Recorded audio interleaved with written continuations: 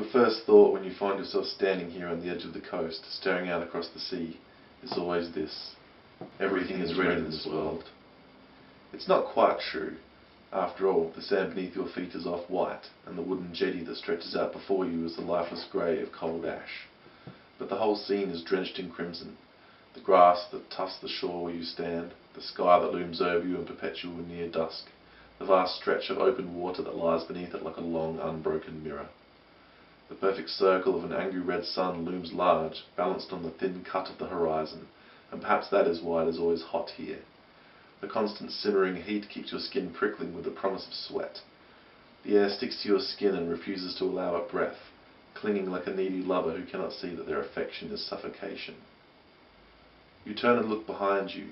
No path leads back across the vast plain of red dust that stretches without cease into the shimmering distance where giant crimson peaks thrust from a hazy horizon. If anything lies beyond them, you do not remember it, or never knew. Now you stride across the soft earth to where the jut of the jetty begins. The wooden structure walks on stilts out into the Red Sea for perhaps 20 metres and doglegs to the right for another 5, as if losing its courage and trying to turn back. On this dead end sits a small shack, its walls and flat roof the same ash grey as the jetty, a weathered wart on the tip of a wooden finger. The shack is yours. It's the only home you know. The old and scabrous wooden planks of the pier are rough but comforting beneath your bare feet. 10 feet below, red ripples break into pink foam as they gently slap against the soft white face of the coast.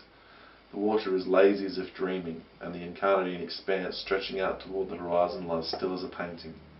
One could believe that such a sea held nothing, was as lifeless as a bowl of soup. But one would be wrong. You reach the elbow of the jetty and lean on the rust-rashed railing. The flat plain of the sea could well be old blood, empty of life, but you know you are not alone.